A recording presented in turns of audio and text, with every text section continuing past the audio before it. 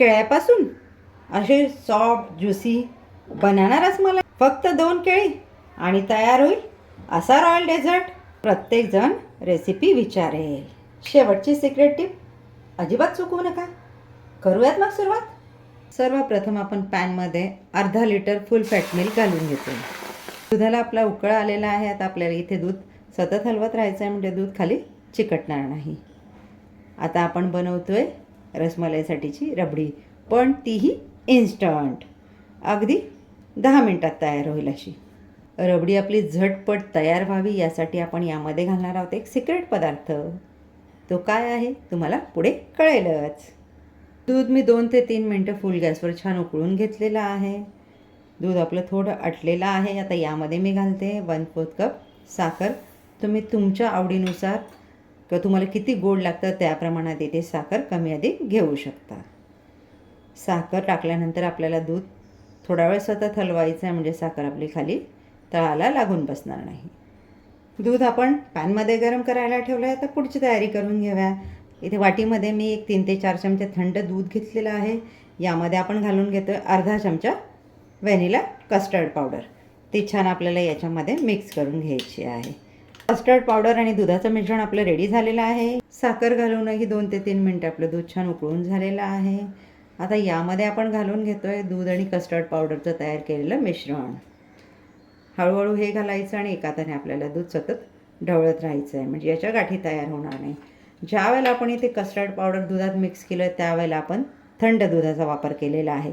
तुम्ही गरम दुधाचा वापर कराल तर कस्टर्ड पावडरच्या गाठी तयार होतील.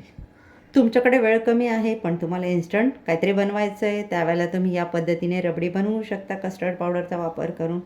पण कस्टर्ड पावडर मी इथे पोह्याचा छोटा चमचा असतो ना, तो अर्धाच वापरलेला आहे. जास्त कस्टर्ड पावडर आपण वापरला तर आपली रबडीची जी मूळ टेस्ट आहे ना ती येत नाही.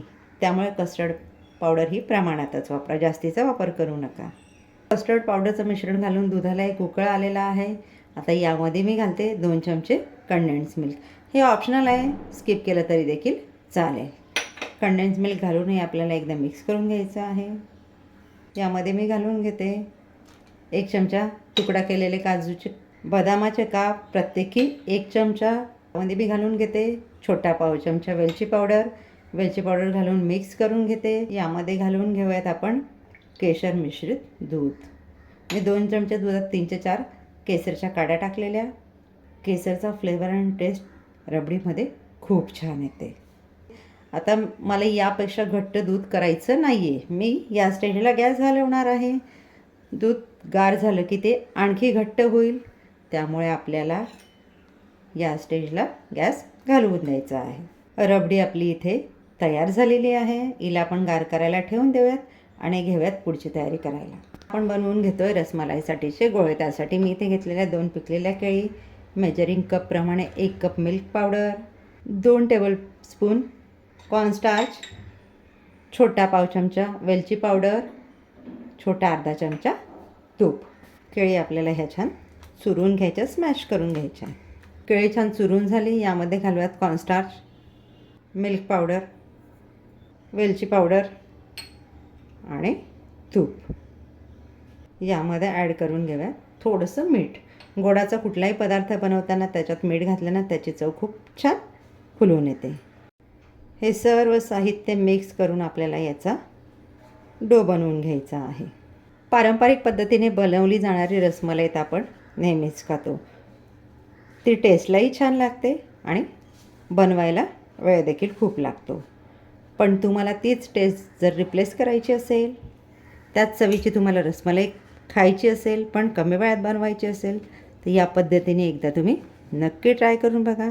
या पद्धतीने आपण याचा डो तयार करून घेतला. माझं मिश्रण थोडं पातळ झालेलं, मला यामध्ये आणखी पाव कप मिल्क पावडर जास्तीचं लागलेलं आहे. आता हाताला आपण थोडं तूप लावून घेऊया आणि याचे आपल्याला हवे त्या आकाराचे या पद्धतीने गोळे रेडी करून घेऊयात. ही रेसिपी बनवताना जर तुम्ही जास्त पिकलेली केळी घेतली तर मिल्क पावडरचं प्रमाण तुम्हाला इथे जास्त लागू शकतं. माझी आजची जी केळी मी रेसिपीसाठी घेतलेली ती जरा जास्त पिकलेली होती, म्हणून मला पाव कप मिल्क पावडर जास्तीचं लागलेलं आहे. तुम्ही ज्या वेळेला केळी घाल त्यावेळेला पिकलेली घ्या, पण पण जास्त मऊ झालेली घेऊ नका. आता याच पद्धतीने मी आपले उर्वरित सर्व बॉल्स तयार करून घेते. रसमलाई बॉल्स आपले बनवून रेडी आहेत. गॅसवर मी एका पातेलीत पाणी उकळायला ठेवलेलं आहे. त्यामध्ये आपल्याला आपले हे रसमलाई बॉल सोडून घ्यायचे आहेत. फक्त 2 ते 3 मिनटं यांना पाण्यात उकळून घ्यायचे आहेत. तुम्हाला पाण्यात उकळायचे नसतील तर तुम्ही वाफवूनही घेऊ शकता. वाफवण्यासाठीचा वेळ तुमचा असेल 8 ते 9 मिनटं लागतील. रसमलाई बॉल मी 2 ते 3 मिनटं पाण्यात उकळून घेतलेले आहे. हलके होऊन ते आता पाण्यावर यायला लागलेले आहेत. आता यांना आपण काढून घेऊयात. बघा आपला रसमलाई बॉल एकही फुटलेला नाही आहे. तसे छान हलके होऊन पाण्यावर तरंगायला लागलेले आहेत.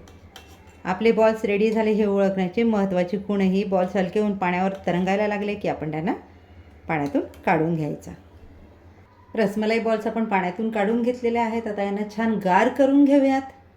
रबडी आपली इथे छान गार झालेली एका बाउलमध्ये मी काढून घेतलेली आहे. आपण घालून घेऊयात आपले तयार केलेले रसमलाई बॉल्स. आता इथे एक महत्त्वाची टीप आहे. रसमलाईचे हे बॉल्स आपण ज्या वेळेला रबडीमध्ये घालतो त्यावेळेला रबडी देखील आपली थंड हवी आहे आणि हे बॉल्स देखील आपले छान थंड झालेले हवेत. गरम गरम जर तुम्ही याच्यात घातलं तर बॉल्स आपले त्याच्यामध्ये फुटतील. यामध्ये आपले सर्व रसमलाई बॉल्स घालून झालेले आहेत. पण खाण्याची मजा तेव्हाच येईल जेव्हा हे अगदी छान थंड असतील. चला तर मग यांना आपण अर्धा तासासाठी फ्रीजमध्ये ठेवून देऊयात अगदी थंड होण्यासाठी.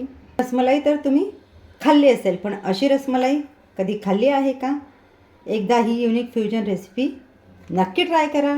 भेटूयात पुढच्या व्हिडिओमध्ये अशाच एक युनिक रेसिपीसह. तोपर्यंत आनंदी राहा, काळजी घ्या. आजनाच किचनचे व्हिडिओ बघत राहा. थँक्यू.